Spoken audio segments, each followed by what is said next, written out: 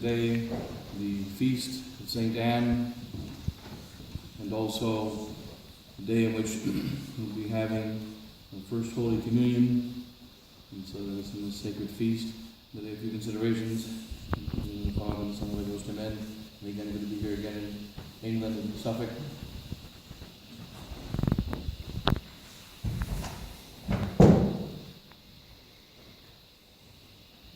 We are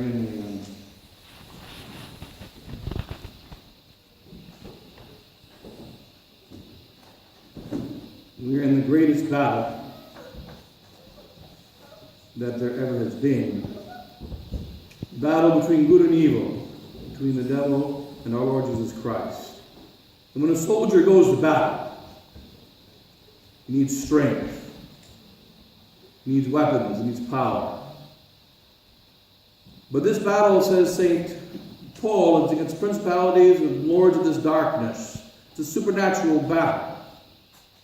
They need supernatural strength. We find that strength comes from the Holy Eucharist. But also, we have a prophecy of Pope Leo XIII.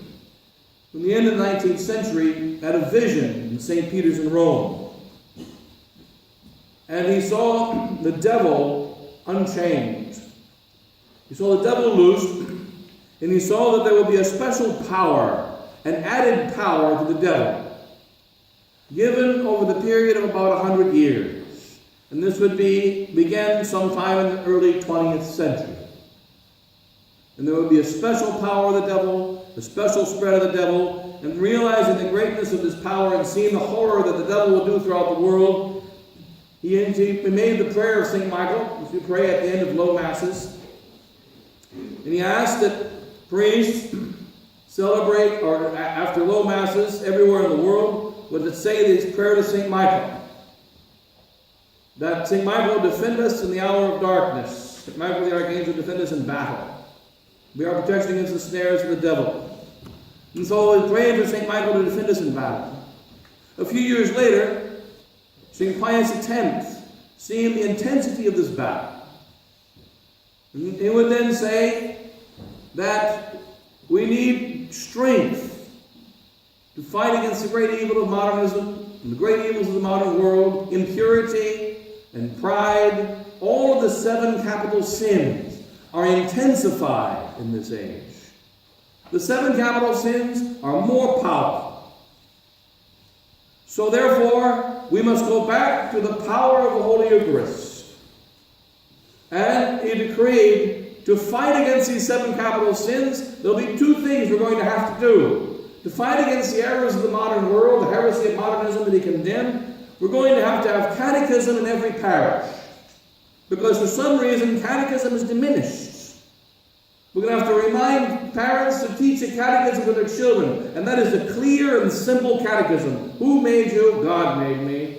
Why did God make me? God made you. God made me to show forth His goodness. Know Him, love Him, and serve Him in this world, that I might be happy with Him the next. That simple catechism was important to go against the thousands and hundreds of thousands of lies and errors of our modern world. And then St. Pius X said, we need strength. This strength comes from the Holy Eucharist. Therefore he commanded to go back to the more ancient practice. The little children, by the age of reason, should come to the table of the Lord at the communion rail and receive Holy Communion. And that communion should be received daily, and as often as possible. So we need the regular catechism. We need the Holy Communion. And regular, frequent Holy Communion in order to fight against the devil. And then came Vatican II. And then came the modern world, the sacrileges and so on. And the ability to receive Holy Communion diminished. And we also find the catechism began to cease to be taught. Even in Catholic homes, the Catholic priests stopped to teach it. In Catholic homes, they said for a while they taught it, they stopped to teach it. Catholic fathers and mothers in their teaching to their children must remember to teach them the simple catechism. But We now have our battle in the resistance. And the intensity of the war is worse. And when many, many souls say, I need Holy Communion. I need my daily Holy Communion. That's what I need. I need that in order to be able to win the battle, so to speak. But where is the power of the Holy Eucharist?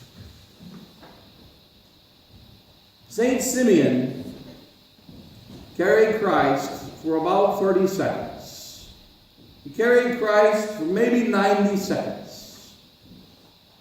And then we have Christopher, whose feast was yesterday. And Christopher carried Christ across the water. Now remember, Christopher, before he did that, he was a giant that wanted to be a great fighter. He wanted to be a great fighter. He wanted to fight for the greatest army, the greatest king. And Christopher wanted to fight for the greatest king. He found a strong king in his area, and he fought. He was a knight, he was a big, strong man. And after when he started to fight for that king, what happened? There was minstrels that came through. And they did a play in front of the king. And they mentioned the name of the devil several times during the play. And when they mentioned the name of the devil several times during the play, the king would be afraid and step back. And so Christopher said, what are you afraid of? And so that's the devil. Everyone's afraid of the devil. And Christopher said, so you're not the toughest man. You're not the toughest leader. I want to follow only the toughest and strongest. So therefore he went to follow the devil. Then he went to follow the devil. Then after following the devil for a while, the devil met him and said, I am the devil, I am the one you should follow. I am the strongest of all leaders. So he followed him. And there was a cross. And the devil saw the cross and he went around it on the side of the road. Christopher said, why did you go around that thing? He said, I just went around it. And why did you go around it? He said, well, that's the cross of the Nazarene. Well, you're scared of the Nazarene. You're not the toughest. Goodbye. So he left the devil. And he said, I want to find the Nazarene. I want to find Christ because I want to fight for the toughest. And I want to be the biggest, toughest fighter. So they told him, if you want to fight for Christ, you have to go to the priest. And he'll tell you what you must do to be a soldier of Christ. So he went to a monk priest. And he said, I am a big giant and a tough fighter. I want to fight for Christ. And I want to be a soldier of Christ. What must I do? He said, if you want to fight for Christ, you have to fast. And Christopher said, I don't fast. I don't fast. I'm a big tough guy. I'm a fighter. Fighters need food. I don't fast. What else can I do? Well, if you want to fight for Christ, you have to pray. And you have to pray through the night. He goes, I sleep at night, and prayers drive me crazy. I don't pray. I'm a fighter. I don't fast, and I don't pray. So think of something else. And the priest stopped for a while, and there was a river nearby with a strong, fine, high-moving stream. And he told Lucifer, he said, you giant, you go over to that stream and wait there, and people oftentimes fall in that stream and drown. You carry them across the stream. He said, you can do that for Christ, can't you? He said, oh, I can do that. So he went. And it was there that one day he met a child, a little boy, that wanted to cross the stream. And he put the boy on his shoulders, a very small boy on his shoulders, and he began to walk across the stream. And the boy became so heavy that Christopher began to sink in the stream. He had never ever run into anything that he could not overcome. And this little boy was heavier and heavier, and he thought that he would drown. He said, little boy, it looks like both of us will drown. What are you carrying? What did you eat today? And the boy said to him, I am Christ. I am the God that you seek and you serve. And you see that I am small, but I am carrying all the weight of the sins of the world, and that's very heavy. And only by my strength can you carry me. And then he became lighter, and he carried him across the stream. He put the child down. He said, "How can I know that you are the Christ? Prove it to me." He said, "All right, take your staff and stick it in the ground." He took his staff in the ground and it flowered. And then he believed it was Christ, and he realized that he carried Christ. He had carried Christ for maybe 5 minutes. Before that, he could not pray.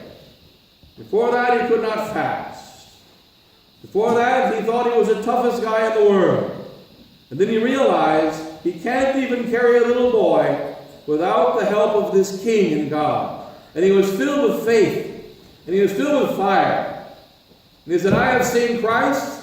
I have carried Christ across the stream. Therefore I'm finished carrying anyone across the stream. Now I must go and bring him his souls." And he went and he found soldiers. When he found the soldiers, he found about several hundred soldiers. And he said, "I am the toughest warrior. And I have carried God on my shoulders. And I can prove to you that I've carried God on my shoulders. You see this stick? I will stick it in the ground and it will flower like a tree." And he stuck it in the ground and flowered like a tree. And he converted them. And he converted more. He converted over 1,000 to the faith. And as he was doing this and sticking his staff in the ground and speaking to them, he then realized, how am I going to be a warrior? The only way is to shed my blood for Christ. So he went, and then he was put to death during the time of the persecution. Simeon carried Christ for 90 seconds.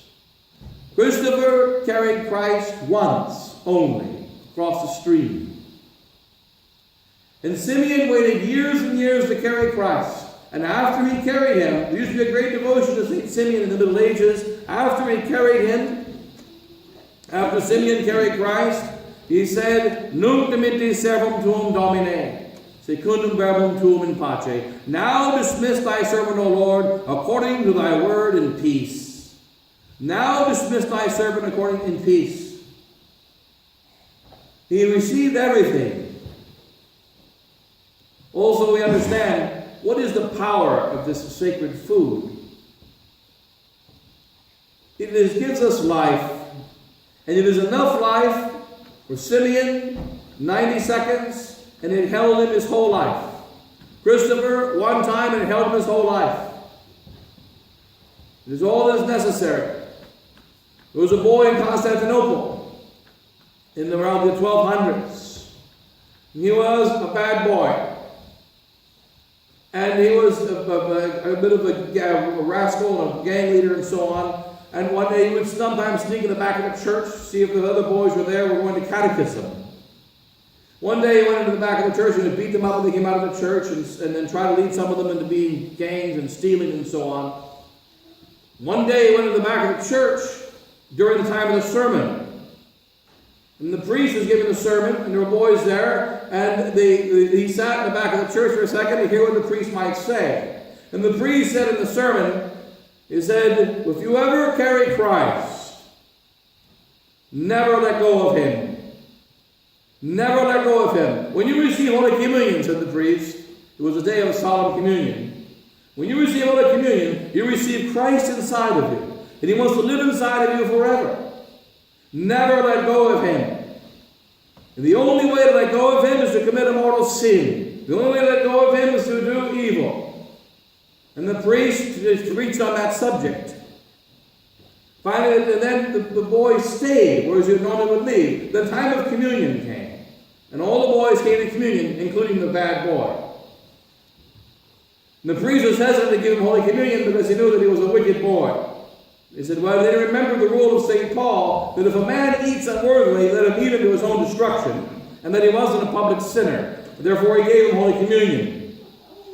The boy went out immediately after communion and didn't stay for the rest of the Mass. He went home to his father. His father was a thief. And his father said, I want you to watch the door. We're going to rob a certain shop today, and you do as you've always done before. You watch the door. You watch for the police. You watch for anyone coming to give me the signal. And the boy said, I can't today. Well, why not? Because I have received Christ. And the priest said, never let go. You did what? I have received Christ, it means I never let go, and if I sin, I don't let go, so I'm not going to do it. And the father became so angry that he beat his son to death. He left him laying half dead on the ground. And before the priest came and saw the boy lying half dead on the ground near death, and the final words of the boy were, Father, I did not let go of Christ. I didn't let go. What is the power of one Holy Communion?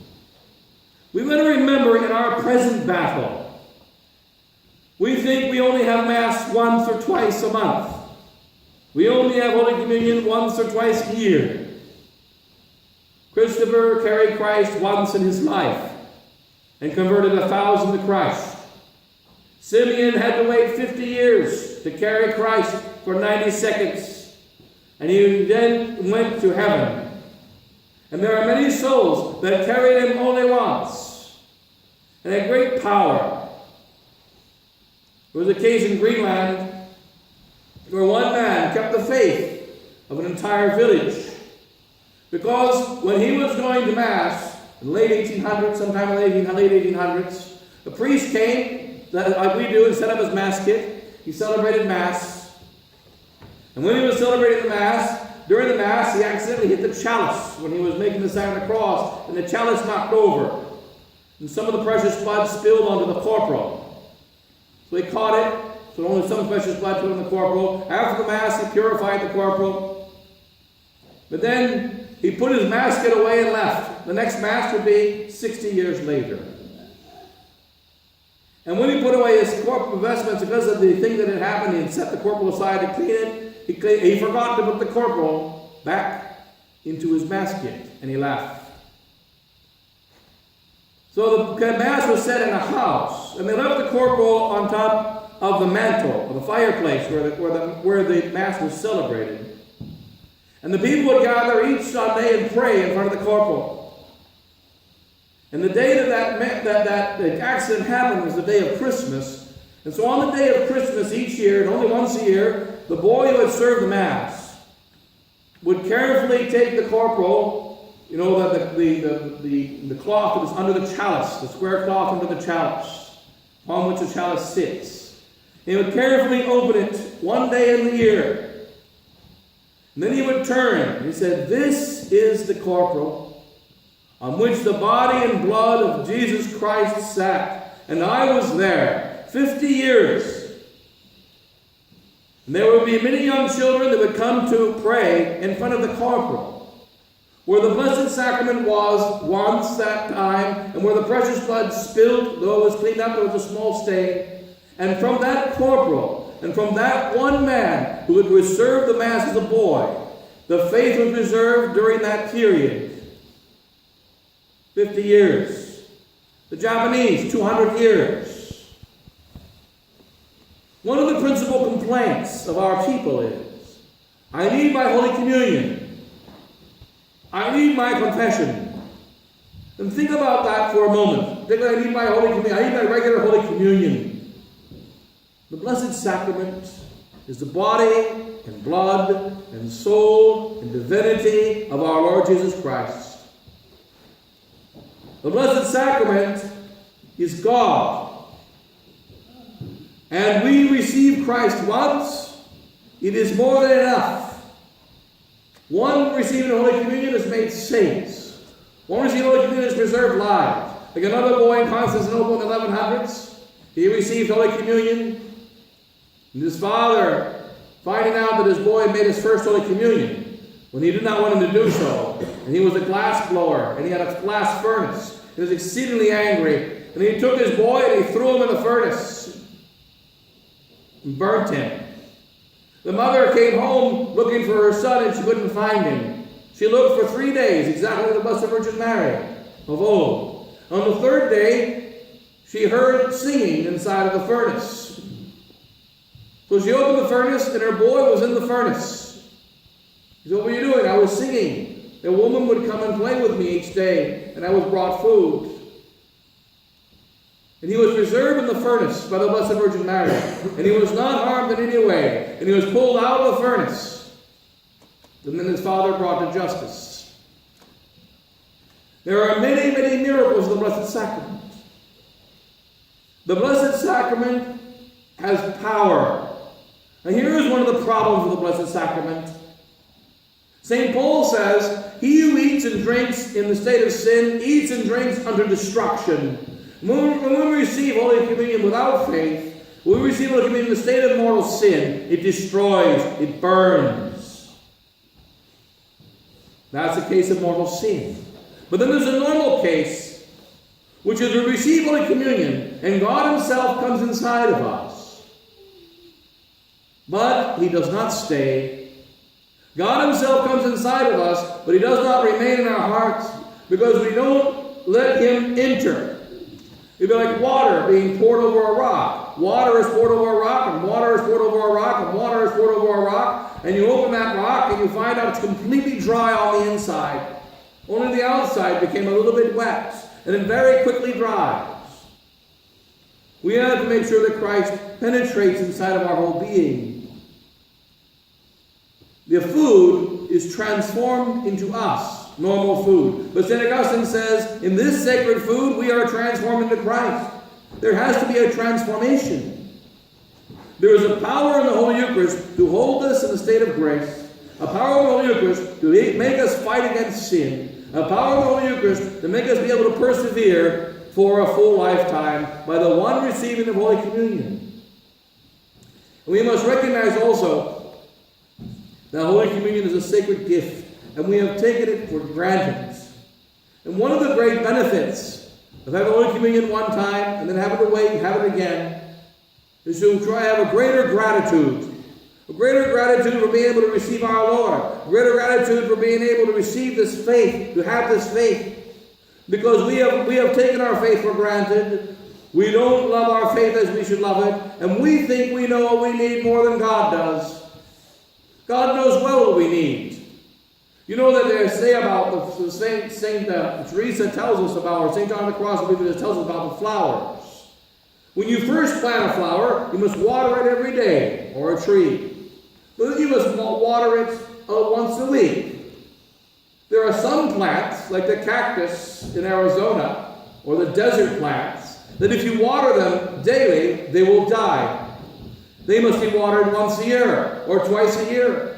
Some plants must be watered every day at the beginning, and then they must be watered rarely, then they must be watered only by the rain, and then they must be irrigated in all different levels of water. Now our Lord Jesus Christ knows how to water the plant of our souls. He knows how to do it. He knows how long we can go between Holy Communions. He knows how long we can go between confessions. He knows how long we can go between the receiving of the sacraments. Sometimes it is better to wait a little for the benefit of the soul. Sometimes it's better more often. God knows what is best, and he always provides what is best. We must remember about our Lord Jesus Christ. He doesn't just give what is necessary for our salvation. He gives in a superabundance. Well, many times been pointed out by traditional priests in the last 50 years. It has been noted that it is most true that traditional Catholics are a little bit on the weird side, on the unusual side, and on the extremes of society. And there have always been the extremes of society.